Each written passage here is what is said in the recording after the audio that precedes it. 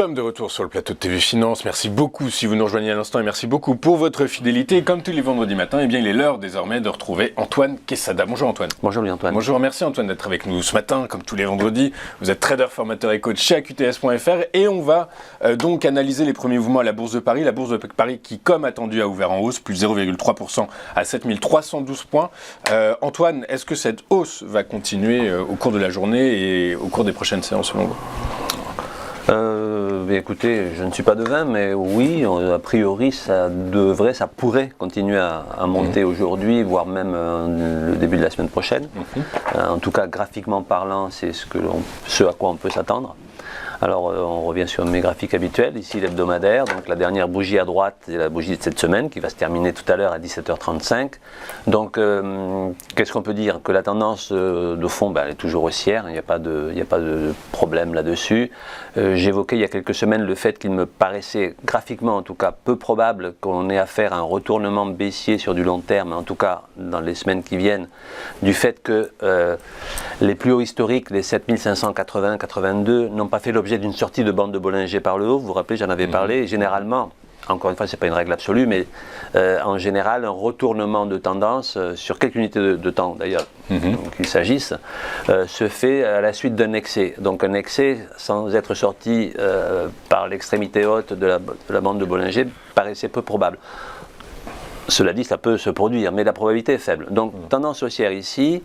On a continuer le rebond sur l'oblique haussière en pointillé que j'avais matérialisé il y a déjà quelques semaines.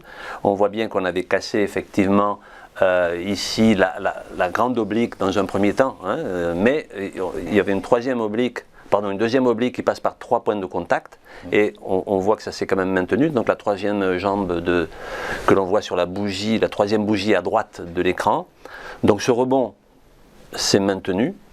Donc pour le moment, tendance haussière donc de fond, voilà ce qu'on peut dire. On a effectivement ces derniers jours, on est allé toucher l'oblique en continu par la mèche haute de la dernière bougie en cours de cette semaine, sur laquelle on pourrait parler presque de pullback entre guillemets, sauf que rien ne laisse entendre que la tendance repartirait à la baisse ici, en tout cas sur ce graphique. Ouais, c'est ça. Donc en fait, cette semaine était une semaine un peu d'expectative. Les investisseurs attendaient très clairement les décisions de la Fed et de la BCE. Maintenant qu'on a un peu plus de visibilité, les investisseurs sont probablement rassurés. Du coup, par la force des choses, vous dites que la tendance de fond reste haussière, c'est... Oui, bon, mais ça, c'est pas une grande nouvelle, hein, puisque, bon, pour moi, comme je vous l'avais annoncé, pour que la tendance s'inverse, il faudrait vraiment passer sous les 6800, grosso modo, qui est le point bas, le plus bas précédent qui date du mois de mars dernier. Donc ça veut dire que le plus haut historique à 7581, on va aller le chercher selon vous ? C'est pas impossible en tout cas, puisque je pense que ça n'est pas le plus haut définitif. En fait, je pense qu'on le dépassera. Alors forcément, on est sur du chandelier en hebdomadaire ici. Ça va prendre plusieurs mois. Mais a priori, ça n'est pas impossible. Ça me paraît même probable. D'accord. Et les 8000 ? Alors là, les 8000, remarquez, on n'en sera pas si loin que ça. Oui, c'est ça 8000, en fait, en réalité. Il faudrait voir à ce moment-là, il faudrait retracer Fibonacci pour voir une extension éventuellement. Je ne l'ai pas ici sous la main. Oui, de toute façon, on verra ça. On peut basculer sur le court terme, du coup. Absolument, on va passer sur le journalier. Voilà, le journalier. La semaine dernière, j'ai évoqué le fait qu'on risquait de latéraliser, vous vous rappelez, latéraliser entre les deux niveaux, le 50% de Fibonacci ici à 7189, sur lequel on avait stagné pendant plusieurs jours, pratiquement toute la semaine précédente, et 7281 qui représentait les 38,2. Alors on l'a même dépassé. D'ailleurs, je vous avais dit que pour que la reprise de cette tendance qui jusque-là était baissière, et pour qu'elle devienne entre guillemets haussière, il fallait franchir à la hausse la bougie rouge qu'on a sur la droite de l'écran, la plus grande, c'est-à-dire les 7300 en gros, quoi. 7294. J'ai évoqué le fait qu'il fallait clôturer au-dessus, et c'est ce qu'on a fait avant-hier. Donc en clôturant au-dessus, on a validé, alors il faudrait aller sur un 4 heures que je n'ai pas mis ici. On a sur un graphique en 4 heures, pour ceux qui ont la possibilité d'y aller, on a une figure de retournement en épaule-tête-épaule inversée, dont la ligne de coup justement passait par ce niveau-là. Et cette figure libère un potentiel théorique.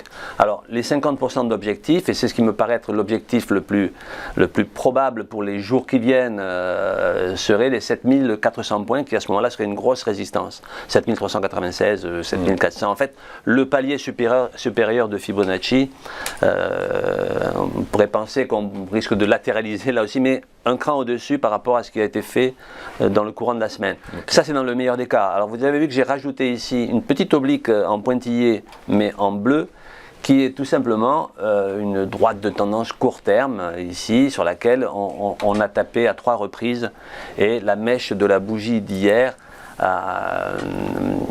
oui, la bougie rouge qui est ici, est venue se poser sur cette oblique en 3 points.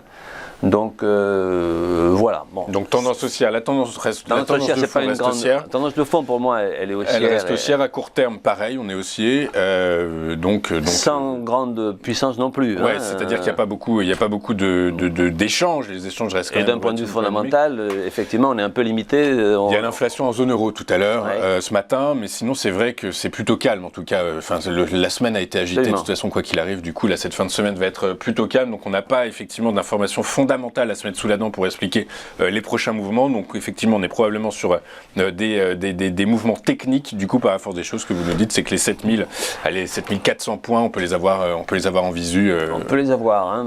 Cela dit, il n'y a pas d'euphorie non plus sur le marché. Il faut être relativement prudent et modeste dans ses ambitions, même de court terme. Il est vrai que ce marché, je l'ai dit à plusieurs reprises, déjà depuis des semaines, se prête énormément à des opérations d'intraday, c'est-à-dire de très court terme, voire même de scalping, bon, pour aller chercher une dizaine de points, quinzaine de points, mais sur du swing trading avec des chandeliers en journalier, on a beaucoup moins de signaux clairs à exploiter. Donc le day trading vous préconisez exactement, le marché se prête au day trading. Merci Antoine d'avoir été avec nous ce matin. Antoine, trader formateur et coach chez AQTS.fr et qui nous accompagne tous les vendredis matins. Voilà, on va marquer une rapide courte page de réclame et juste après on se retrouvera avec Slimane Imora. Tout de suite sur Téléfinance.